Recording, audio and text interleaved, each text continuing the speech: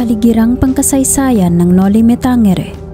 Jose Protasio Rizal Mercado y Alonso Rialonda ang buong pangalan ni Dr. Jose Rizal. 11 silang magkakapatid at ikapito siya. Ipinanganak si Rizal sa Calamba, Laguna noong ika-19 ng Hunyo, 1861. Ang tunay na apelyido ng angkan ni Rizal ay Lamco sapagkat sila ay may lahing Inchek.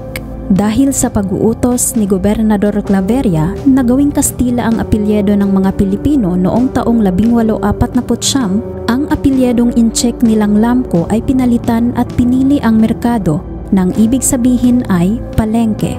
Sinadya nila itong piliin sapagkat ang ninuno ni Rizal ay mga kilalang negosyante. Nang tumuntong si Rizal sa gulang na 3 taon, noong taong 1864, siya ay tinuruan ng abakada ng kanyang ina at napansin ang taglay niyang katalinuhan.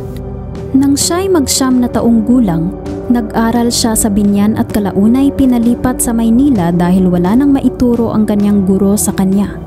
Noong ika-20 ng Enero 1872, si Jose ay pumasok sa Ateneo Municipal de Manila at nakakuha ng notang sobresaliente sa lahat ng asignatura, kalakip ang pinakamataas na karangalan. Nang sumunod na taon sa pamantasan ng Santo Tomas, siya ay nag-aral at kumuha ng panggagamot.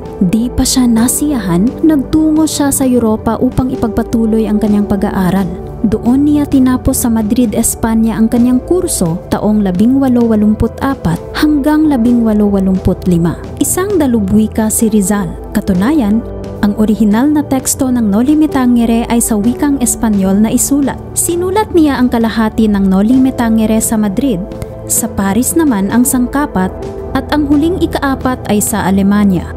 Naisipan ni Rizal na sumulat ng Noli Me Tangere dahil sa 3 aklat na nagbigay sa kanya ng inspirasyon. Una ay ang The Wandering Jew. Ito ay aklat tungkol sa pagpaparusa ng isang tao sa buong mundo ng walang tigil. Ang ikalawa naman ay ang Uncle Tom's Cabin. Ito ay tungkol sa pagmamalupit ng mga puting Amerikano sa mga negro. At ang ikatlo ay ang Biblia, kung saan hinango ni Rizal ang pamagat na Noli Me Tangere, na ang ibig sabihin ay huwag mo akong salingin.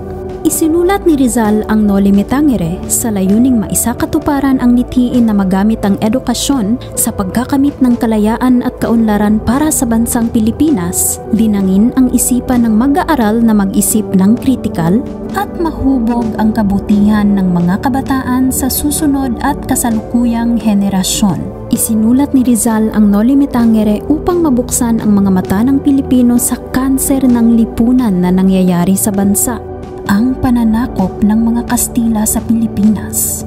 At isinulat naman niya ang sequel o kasunod na aklat na El Filibusterismo upang magbigay ng aksyon ang mga mamamayan na bigyan ng solusyon ang kanser ng lipunan. Natapos ni Rizal ang Noli Me Tangere, subalit wala siyang sapat na halaga upang ipalimbag ito. Minabuti na lamang at dumalaw si Maximo Viola at pinahiram siya ng salapi na naging daan sa pagpapalimbag ng 2,000 sipi sa imprenta. Nagalit man ang mga Espanyol kay Rizal at nangamba ang kanyang pamilya na baka siya ay mapahamak.